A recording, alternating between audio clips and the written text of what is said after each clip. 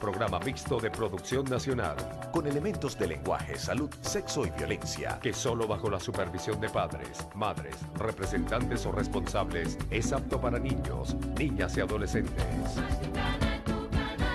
Las opiniones y testimonios emitidos a continuación representan exclusivamente el punto de vista de los entrevistados, quienes dan fe de su veracidad y autenticidad.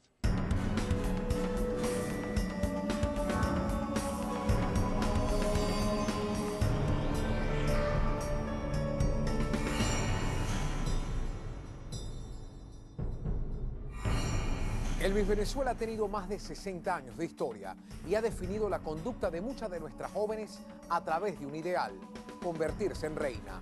Pero ¿cómo ha evolucionado el concurso en el tiempo? ¿Cómo definen nuestras reinas su paso por la plataforma que las dio a conocer según sus expectativas y la época en la cual fueron coronadas? Hoy hemos querido mostrar el desarrollo de un concurso con el pasar de sus mujeres. Una historia que ha cambiado mucho y ha mostrado los cambios más significativos en la historia de un país.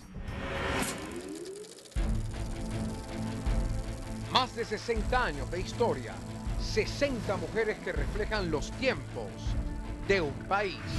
Bueno, era diferente. En esa época tú no podías salir, tú no podías hacer nada, todo tenía que ser con permiso.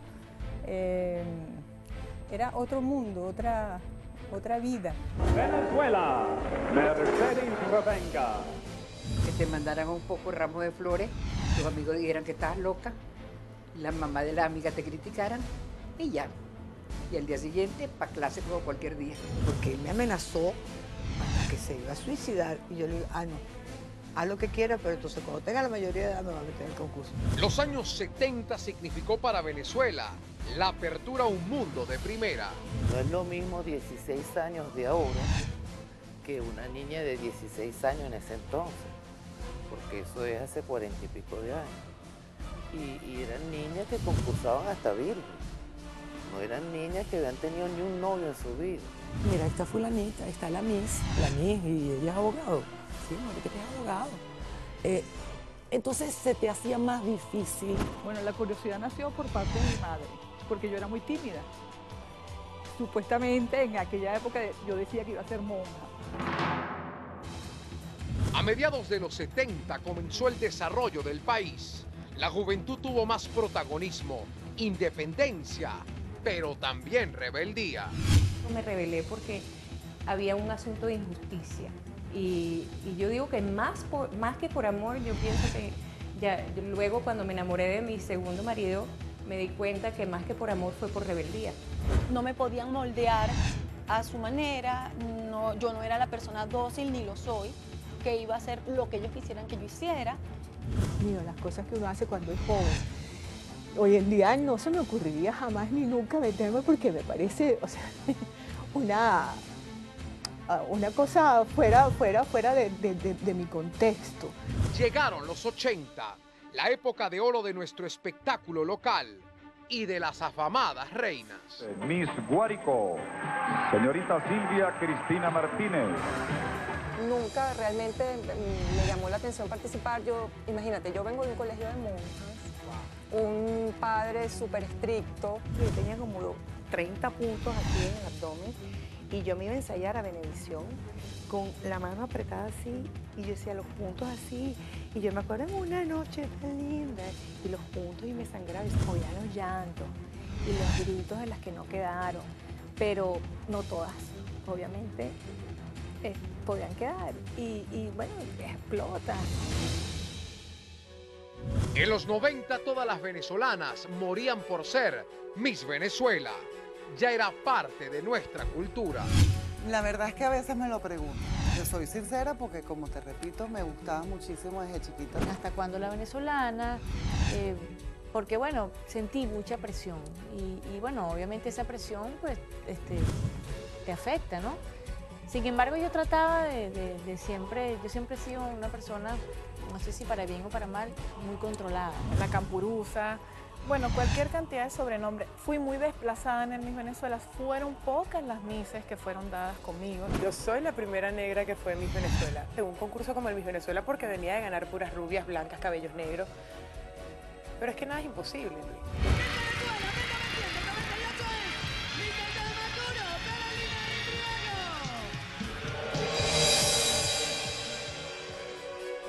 Y así llegó el nuevo milenio. Y además, representar a tu país en otros lugares del mundo es algo hermoso. Las Olimpiadas lo hacen atletas, lo hacen deportistas, ¿por qué no en la belleza? Lo que me dejó pensando, y en esos me dice, además, ¿sabías que las 3 primeras finalistas se ganan un carro? ¿Dónde firmo? Una vez llegué con 8 kilos más, que aumenté increíblemente, no sé cómo pasó, en 3 días. Entonces sí, estaba como en un desequilibrio mental, digo yo, porque para estar como un yo-yo, rebajando y aumentando y rebajando y aumentando. Lo que hice fue llorar, sentarme a llorar y decir, Dios mío, ¿qué hago aquí? Estoy sola, no tengo a nadie. Y fue un trance como de 2 horas llorando, sentada en un rincón de la habitación. Ellas han sido el reflejo del sentir y el vivir de un país en sus diferentes etapas. Ellas han sido Venezuela en el mundo y mostraron lo mejor de ser representante de esta tierra de gracia. Hoy en una cronología hablaremos sobre la experiencia que marcó la vida de cada una de nuestras reinas. Reviviremos la Venezuela que representaron y cómo ha cambiado el concurso y el país a través de los años. Cómo era el pensar y los deseos de las venezolanas en épocas pasadas. Y qué piensa una joven actualmente sobre el concurso que catapulta a las mujeres, convirtiéndolas en las más populares del país. Hoy en una edición especial y con la mayoría de nuestras reinas venezolanas, reviviremos un país que se ha convertido en tierra de reinas, con los escándalos de una corona.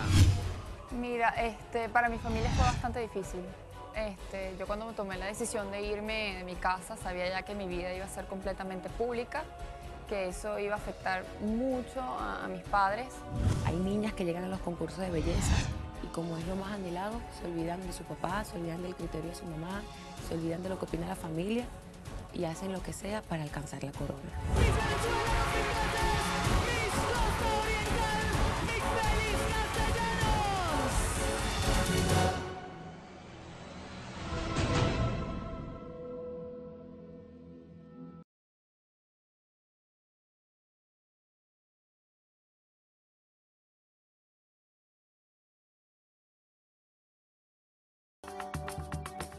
Estás viendo Detrás de las Cámaras.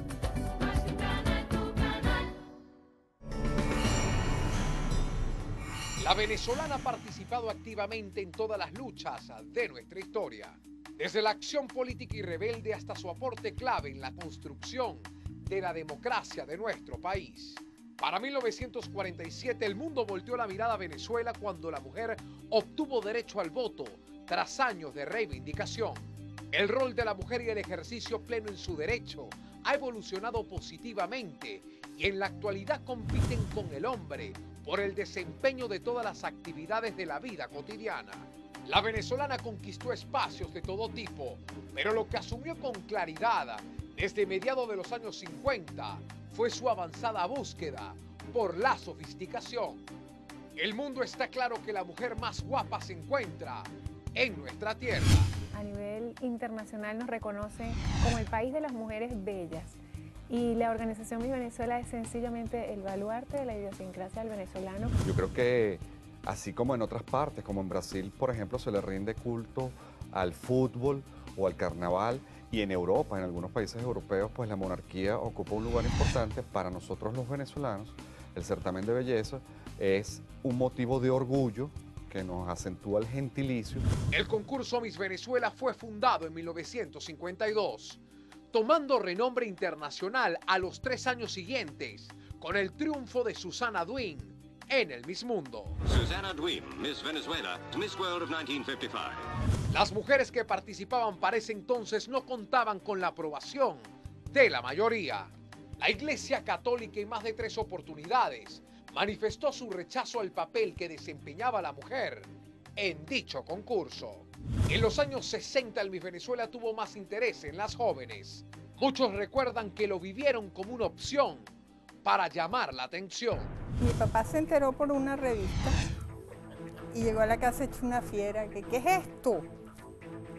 Y entonces dijo que su hija no iba a estar allí. Y una fotografía mía salió en el traje de baño en una revista y eso fue una escandalera que como mi mamá permitía eso. Y entonces mi mamá decía, ¿por qué no puedo con ella? Es la verdad. En esa época tú no podías salir, tú no podías hacer nada, todo tenía que ser con permiso. Era otro mundo, otra vida. Todos los años 60 hacíamos las cosas porque queríamos hacerlas, porque había que cambiar el mundo, que el mundo estaba muy fastidioso. Hoy en día todo lo hacen por dinero y si no hay dinero no se mueve. Yo incursioné en el certamen por fastidiar a papá, por ir contra él, por pelear con él, pero yo verdaderamente nunca quise estar en el certamen. Mi mamá dijo que pasaría encima de su cadáver antes de competir en el Miss Venezuela. ¿Qué se va a hacer? Bueno, según mi papá, unas niñas que habían estudiado fuera, que estaban estudiando una carrera universitaria, eso estaba vetado. Porque él me amenazó hasta que se iba a suicidar y yo le digo, no, haz lo que quieras, pero entonces cuando tenga la mayoría de edad me va a meter en el concurso. Y cuando le enseñó la revista de momento, le digo, papá, qué bien te ves aquí después del suicidio. En esa época era tan cerrado que el desfile en traje de baño era en privado. Ni les importaba un pepino, no era la mujer más conocida. Yo competí un miércoles, por supuesto el jueves estaba agotada, no fui para clase. Y el viernes, el jueves no fui para clase, el viernes me presé mi colita, zapatos bajos, sin una gota de maquillaje y para clase. Hasta que el concurso empezó a tomar forma. El caso de Bella y Linda La Rosa fue tan sonado que le subió popularidad al certamen. De las hermanas Bella y Linda La Rosa es bastante peculiar y hasta el momento se han manejado como dos versiones de lo que realmente pasó, porque inicialmente estaba inscrita Linda La Rosa. Yo no tuve un accidente a caballo justo antes del evento como tal. Y cuando ella cae del caballo, la hermana toma su puesto y gana la corona con la suerte que gana la corona. Otra versión asegura que realmente lo que pasó es que el papá de ambas estaba negadísimo a que su hija participara en el concurso de belleza y finalmente la que era más rebelde de las dos dijo, no me la voy a calar y yo sí participo. Díganos la historia de su hermana, Gemela. Ella fue la primera que se inscribió, entonces como tuvo un incidente en una pierna, yo tomé su lugar. Lo cierto es que una sustituyó a la otra. Bella se impuso ante su familia y Linda disfrutó el triunfo de la hermana. Eso sí fue divertido, eso fue realmente divertido. Yo no lo podía creer. No, yo no me caí en ningún caballo. El caballo me pateó que era mi papá. ¿La verdadera historia es? Es esa, que no la dejaron y ella no se impuso, yo sí me impuse. La madre de mi padre, que era adorable, como mi padre. Y me inscribió en el concurso escondido de papá. Y a papá le iba dando una crisis, pero una crisis feísima. Eso para él era, bueno, lo peor que podía pasar en la familia. Lo peor. Yo siempre fui rebelde con papá. Papá era un hombre muy estricto. Para principios de los 70, las mujeres de clase alta empezaron a minar al concurso. Primero por el placer que generaba en ellas ser reconocidas dentro de su círculo de amistades, pero también para obtener independencia. El caso de Bella y Linda se sumaba al de su otra hermana, Mercedes. 3 hermanas de clase alta que lucharon por tener la corona. Yo le voy a demostrar a él que voy a estudiar, tú no vas a estudiar, tú no vas a hacer. Voy a estudiar, me voy a graduar. Porque yo quería que Linda fuese al concurso, pero no lo permitió. Porque en aquella época Linda tenía un novio, tuvo un novio que le decía sí y mi papá le decía que no. Al día siguiente él le decía que no y mi papá le decía que sí. O sea, nunca llegó a un consenso. Bella es indomable. A Bella es muy difícil que le hagan hacer algo que ella no quiere. Y ella tiene una personalidad muy recia y ella está muy determinada y sabe lo que quiere y mejor todavía sabe lo que no quiere. Yo estaba segura de que ella iba a ganar, ella no se veía tan segura y yo sabía que ella iba a ganar. ¿Por qué sabía? Porque era la más bonita. Porque era la más bonita.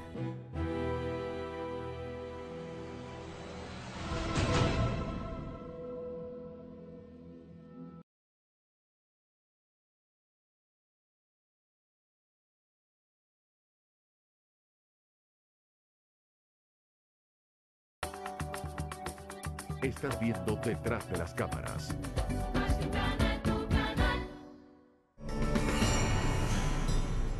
La Iglesia Católica continuaba con sus reservas, pero fue con la victoria de la imponente María Antonieta Campoli en el año 72, donde grupos radicales quisieron ponerle punto y final a la contienda. En la noche del concurso, en el camerino, Osmel me dice, escóndete, escóndete, que están llegando las feministas. Y yo no sabía que era eso. ¿Qué es eso, Osmel? No, unas locas que vienen de la central a quemar todo. Y yo decía, no puede ser. Y entonces nos escondió, la ropa la escondió. Y sí se montaron todas las feministas, bueno, en ese momento, protestando que era un concurso de carne, decían ellos. Que nos veían nosotros como si fuera un bistec, no sé. Y eso fue un momento fuerte. Fue la primera Miss Venezuela tipo hembra, como la mujer buenota, con un cuerpazo espectacular, que además en esa época se favoreció por el hecho de que usaran trajes de baño de 2 piezas, entonces le permitía pues mostrarse exuberante, con una simpatía increíble. Ellos me podrían ver bella, sensual, así, pero yo era muy inocente, porque hasta entrar al concurso, que era 16 años, yo iba al colegio Américo Vespucci, que fue donde empecé a estudiar a los 5 años hasta los 16. Y mi mamá era maestra de ahí. Entonces, claro, era una inocencia, una candidez que hoy en día no existe. Porque una criatura de 17 años que sale de su casa de un colegio de monjas no estaba preparada para esa liga, para esas ligas, ¿me entiendes? Eso son ligas mayores y para eso necesitas una inmensa preparación que en ese momento yo no la tenía. Yo tenía la educación de una bachiller de la República. Me han contado que usted nunca ha tenido un novio. Yo le digo, no. Y que nunca ha tenido una relación con nadie. Le digo, no. Y entonces se reía todo el mundo. Y yo creo que en esa época las madres eran las que concursaban a través de sus hijos. Y así el mundo empezó a conocer a la venezolana. Todas las miradas se volcaron a la mujer venezolana, que no es que empezó a ser bella en ese momento, sino que yo creo que empezó a ser mejor preparada para un certamen de esa naturaleza, ¿ok? Pasarela, oratoria, desenvolvimiento ante medios de comunicación, lo cual no ocurría antes. Lo que es malo es la banalidad, la desinformación, porque la frivolidad es muy linda. Ahora, lo que pasa es que de repente hay mises que son absolutamente banales, desinformadas, no se ocupan de lo que ocurre en el mundo, no se ocupan del progreso alrededor, no leen, no se cultivan, no hacen una pila de cosas. Hay cosas que no me gustan del concurso de ahora. Me ponen que eso es pobres criaturas. Desde correr, brincar, ir por los aires, el circo de Soleil casi. Horrible. Las ponen en unas dietas estrictas que las transforman. Las transforman. O sea, tú ves una niña antes de entrar al concurso y a los 3, 4 meses ya, ¿quién es esta? Viéndolo desde ahora, Dios mío, las cosas que uno hace cuando es joven. Hoy en día no se me ocurriría jamás ni nunca meterme porque me parece, o sea, una cosa fuera de mi contexto. Si bien el concurso había cambiado de forma y pasado con éxito por varias épocas, la década de los 60 y 70 tenía otra historia. Uno de los mitos más recordados es la de los famosos zarcillos rosados, que se le asignaba a la candidata favorita del entonces asesor, Osmel Sousa. Bueno, ese mito de los zarcillos en la historia venía a ser que eran unos de coral rosado, que Osmel le ponía a la que supuestamente iba a ganar. Y las malas lenguas dicen que era una manera de decirle al jurado, mira, la que tenga los zarcillos rosados, por esa es por quien tienes que votar. Era un indicador que tenía. Los zarcillos no eran de Osmel, los zarcillos eran de Carolina Herrera. Entonces después Osmel se los puso, los zarcillos, a otras concursantes y ya sabíamos que esa era la ganadora. Era como el detalle, no, esa es la que va a ganar. Yo fui la segunda Miss que llevó esos zarcillos. Entonces, a raíz de eso, dijo, bueno, Antonieta Campoli ganó con ellos, ahora Maritza Pineda ganó con ellos, se los implantó después a Luz Peraza. Y el Luz Peraza ganó. Ellos solo que eran más largos y eran rosaditos y redondos.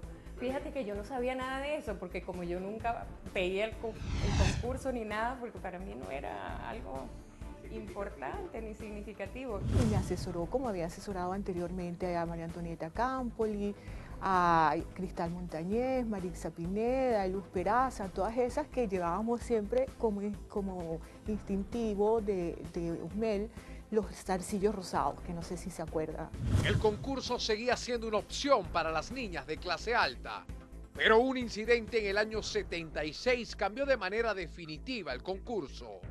Luz Peraza fue otra candidata presionada por su familia para concursar. Pero mi mamá y mi papá me hablaron, me pidieron que por favor que tenía que hacer eso, que era una oportunidad en mi vida, qué sé yo. Y yo finalmente decidí complacerlos. Entonces, Osmel me conoció y le agradó. En la primera presentación que tuvimos todas las candidatas nos dimos cuenta que la mía iba a ser Luz. De modo que todas las demás luchábamos era por ser primera finalista. Y por eso yo llego a ese puesto, porque yo no estaba luchando para ser Miss Venezuela. Luz Peraza logró coronarse, pero en menos de 36 horas un escándalo estaba a punto de detonarse. Tanto fue así que el concurso tomó dimensiones inimaginables. Llegó el día del concurso, gané y al día siguiente me despertaron todos los periodistas a hacerme las preguntas y a hacerme las fotos y le contesté todas las preguntas y vi que había llegado mi novio y él se esperó afuera en su carro hasta que yo terminara. Entonces le digo, bueno papá, entonces podemos ir a comernos un helado. Me dice, no. Le digo, ¿por qué no? ¿Por qué no? ¿Pero por qué no? Tú siempre me has dejado. Bueno, porque ya tú no eres Luz Peraza, tú eres Miss Venezuela y no puedes andar exhibiéndote por ahí. Lo que ocurrió fue que en ese momento que decidí casarme, yo no regresé. Entonces, pero sí llamé por teléfono, fue para decirles, mira, te estoy llamando porque, mija, pero ¿dónde estás? Ya tienes más de 2 horas que te fuiste. Le digo, sí, porque es que tomé la decisión de casarme y hasta que no me case, no me regreso a la casa. Pero tú estás loca. En efecto, Luz renunció.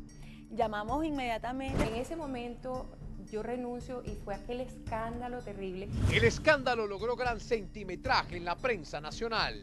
Venevisión creó un programa especial con la renuncia de la reina saliente y coronando a la primera finalista, quien terminó de desatar la polémica. Ahora, que en ese momento decían que es que yo era una negrita, igual que me decían que yo era una sirvientita, que ellos no se sentían a gusto conmigo, no me podían moldear a su manera, yo no era la persona dócil ni lo soy, que iba a hacer lo que ellos quisieran que yo hiciera. Me sentí tan lastimada como ciudadana, como persona, como mujer, como ser, que yo le dije, ¿sabes qué? Pensándolo bien, yo no voy a renunciar. Judith estuvo presionada para renunciar a su derecho. Si me lo hubieran pedido decentemente, educadamente y con un razonamiento lógico, yo probablemente lo habría aceptado, pero no ofendiéndome, humillándome, subestimándome, era como lo iban a lograr. Vencí todas sus injusticias, o sea, una muchachita venció a toda una organización. Eso para mí es un orgullo. Judith rompió la racha de las niñas ricas e impuso un nuevo estilo de reina, con autoridad y rebeldía. Y sí pienso que una muchacha como yo, en aquel momento jamás hubiera llegado al concurso de Miss Venezuela como llegué yo. No sé, de verdad que todo estuvo dado para que me tocara.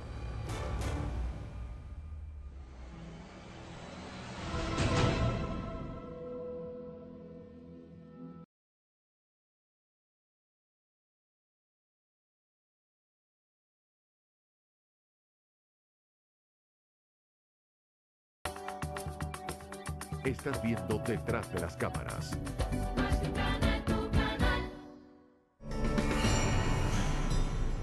Para el año 78 el concurso volvió a estar en boca de todas las mujeres por el triunfo de Marisol Alonso. Algunos medios aseguraron que se debió a la manipulación de su padrastro. Él no fue organizador del Miss Venezuela ni representante, él fue jurado alguna que otra vez. Nunca era demasiado caballero y demasiada gente para pedirle a cualquiera un tipo de favor como ese de que pusieran a su hija de Miss Venezuela o pagar no sé qué suma de dinero pagaría a una gente que tenía un estatus socioeconómico muy alto, que tampoco se hubieran prestado para eso, para yo ser Miss Venezuela. Hasta el día de hoy no le he dado ni un solo regalo a Osmel. Osmel, te debo un regalo, te lo digo públicamente, vamos a ir a comer después de tantos años. Es lo que tengo que decir. Mi papá, mi padrastro, nunca se hubiera prestado para eso. En nombre de su memoria, si quieren seguir haciendo ese comentario, háganlo, pero no con el nombre de él. Digan lo que quieran de mí, pero a él déjenlo tranquilo porque nunca hubiera sido capaz de hacerlo. Hasta que llegó el año 79, el primer triunfo con Marixa Sayalero, y lo demás se convirtió en historia. El mundo volteó en definitiva la mirada a la mujer venezolana. ¿Cómo definen las pioneras este suceso? Hoy en día la mujer venezolana está muy bien vista afuera, a diferente del hombre venezolano. Políticos no lo ven así. Nosotros por lo menos dejamos a Venezuela muy bien puesta. A la mujer venezolana le ha costado muchísimo alcanzar las posiciones a las cuales ha llegado, que son de las más relevantes. Por ejemplo, campos que eran exclusivos para los hombres, hoy en día hay venezolanas allí. Bueno, lo primero es que nunca las mujeres hemos sido producto de exportación.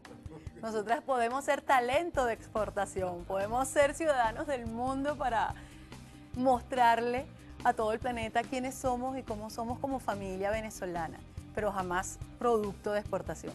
Pero yo hablo de mis hermanas amadas venezolanas, destacarse mucho más, se exigen mucho más a sí mismas. O sea, si en la universidad tu grupo de estudio estudia 4 horas y son 3 hombres, tú estudias 7, porque tú tienes que, es una especie de lucha de poder, ¿okay? Una especie de competencia sana, hoy en día muy sana, que logró que la mujer pues alcanzara las posiciones que por derecho le corresponden. Es maravilloso, la gente sabía cuando uno era venezolano por su manera de hablar, porque somos jocosos, porque somos bromistas, porque nos reímos con todo, porque a todo le sacamos un chiste, hasta la peor de las situaciones nosotros le hacemos un chiste y lo convertimos en una anécdota. Y nuestra famosa palabra chévere, que donde quiera que se nos sale la gente dice, esta persona es venezolana. Entonces siempre fue maravilloso, pero en aquella época. Es decir, tú me obligas a irme a 2 momentos de la vida. Uno en el que decir que éramos venezolanos era un súper orgullo y todo el mundo casi que te rendía pleitesía, te querían invitar, te querían preguntar más sobre el país, sobre sus bellezas naturales, su geografía, su gente, la comida. La comida siempre ha sido algo muy importante, la proyección de nuestros platos típicos en el extranjero. Pero hoy en día salir del país es muy duro, es muy cruel, porque ya no te ven igual, ya la bienvenida no es la misma, la gente tiene cierta reticencia, ¿sabes? Piensan que de pronto tú te estás yendo a un país determinado no de turista, sino porque te vas a quedar allá, te ven como un inmigrante. La mujer venezolana es tremenda mujer, es una persona trabajadora, padre-madre, que le echa pichón a la vida. Esa es la mujer venezolana. No sé por qué no ha salido una mujer venezolana presidente, porque tú las ves solas, sin marido, abarcan todo y funciona la casa perfecta. Y Venezuela es una casa grande. Entonces, si los hombres no supieron hacerlo, bueno, que le den la oportunidad a una mujer. Honestidad, fuerza y saber administrar este país. Bienvenido sea. Yo no soy machista. Yo creo que el machismo es lo que tiene este país así. Que resulta que después no son tan machos. En la inmensa mayoría de los hogares venezolanos es una mujer la que está al frente de esa familia, la que vela por satisfacer todas las necesidades de esos muchachos e incluso a veces de los abuelos, ¿ok? Entonces, yo no creo que ella se haya separado, lo que creo es que la realidad que estamos viviendo y a la velocidad que la estamos viviendo nos ha hecho quitar un poco la mirada de lo verdaderamente importante, pero no por cosas menos importantes, como es la satisfacción de las necesidades. Hoy en día la mujer tiene que esforzarse. La responsabilidad. Y tú lo ves en lo trabajadora que es madre y padre. Es una mujer, hablando en criollo, bregadora. Es espectacular. La mujer venezolana es prácticamente la columna vertebral de este país. Todas hemos sido reflejo de la mujer trabajadora, formada desde pequeña para los logros, estudiante, sumamente importante, prepararse, estudiar, forjar el futuro, y eso solamente se logra con disciplina y con empeño. La inocencia del venezolano, la hospitalidad del venezolano, la cordialidad del venezolano, el cariño del venezolano. O sea, era una camaradería. Eso lo hemos perdido. Eso yo creo que hay que rescatarlo. Pero, ¿sabes? Yo creo también que esa añoranza que toda mi generación la siente y que tu generación, que quizá no la vivió de manera tan intensa y vívida como la mía, pero te la hemos contado en muchas ocasiones, también la añoras aunque no la hayas vivido. Entonces, yo creo que al añorarla, nosotros mismos la vamos a recuperar y va a llegar un momento en que las aguas tienen que volver al cauce, necesariamente.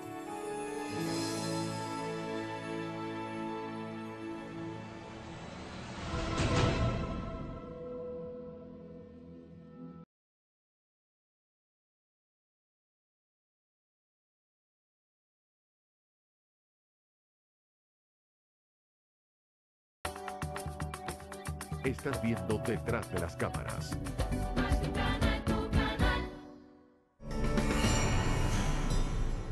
En mi época, el país era, todos compartíamos la misma mesa y nadie peleaba con nadie y todos respetábamos las ideas del otro.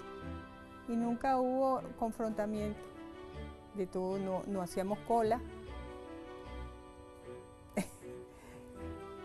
Éramos felices, teníamos seguridad. La mujer venezolana tiene que continuar, o sea, no es algo nuevo, tiene que continuar forjando a la familia. Lo que sucede, la gran diferencia, es que a nosotras nos criaron con un concepto de honestidad, responsabilidad, trabajo, tratar de obtener un logro, o sea, hacernos una visión de lo que queríamos lograr en el futuro para poder salir adelante. Tú no puedes andar por la vida sin saber qué es lo que quieres hacer.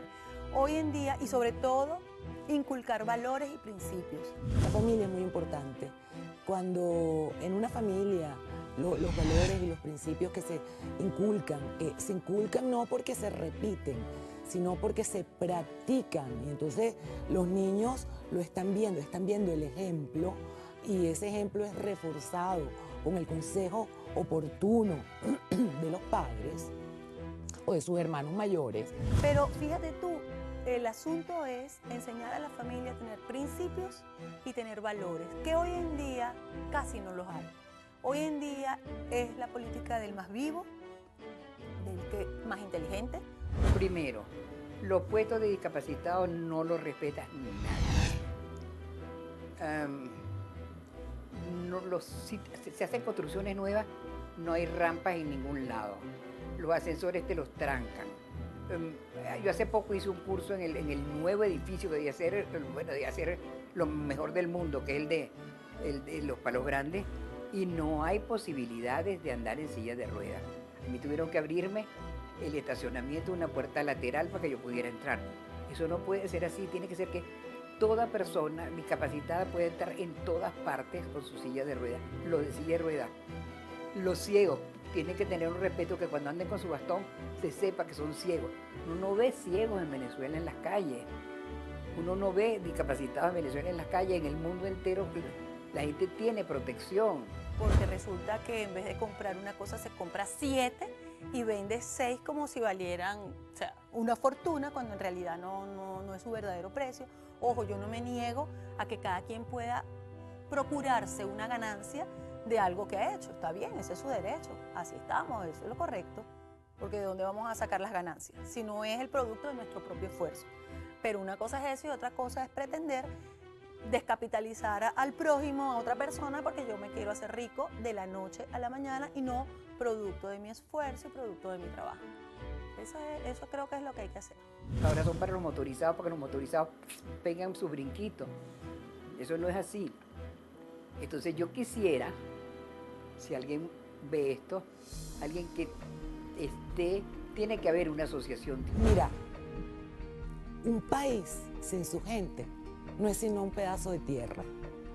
Lo que define un país, lo que hace un país es su población.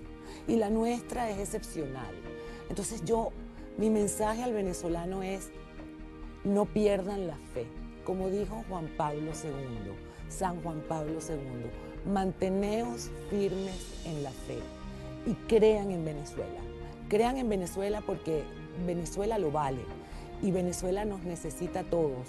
Venezuela necesita absolutamente a todos sus hijos. Pero hay que luchar por el país, por lo que hemos perdido, pero también tenemos el derecho a llorar de alegría de todo lo que vamos a lograr de nuevo. Vamos a conseguir, no solamente vamos a recuperar cosas que tuvimos, sino que vamos a superar las que eran malas, las que son malas, y vamos finalmente en algún momento, porque yo tengo fe en eso, que vamos a lograr cosas mucho mejores, que además no las merecemos. Nuevamente la protagonista de esta edición es la mujer.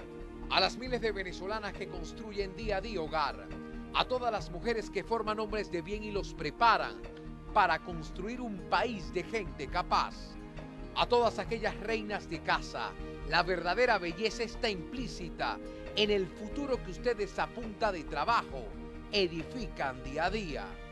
La mujer venezolana siempre tendrá la corona bien puesta. Nuestras invitadas mostraron la cara de ese país, que sigue allí, latente. Solo basta con reencontrarnos y trabajar por él. O sea, yo creo que Venezuela ha podido tener un mejor momento, quizá, pero Venezuela va a echar adelante con su gente. Y mi mensaje es fe, trabajo, lucha y más trabajo.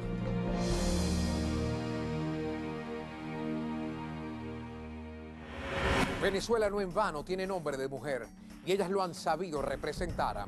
Hashtag detrás de LC, nuestra etiqueta en las redes sociales. Si quieres disfrutar de este programa, lo puedes obtener inmediatamente a través de nuestro canal de YouTube, Televen TV, o también a través de www.televen.com/detrás de las cámaras.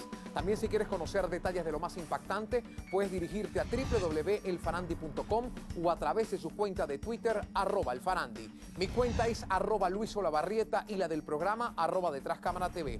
Nos vemos la próxima semana con otro impactante capítulo de Detrás de las Cámaras. Buenas noches.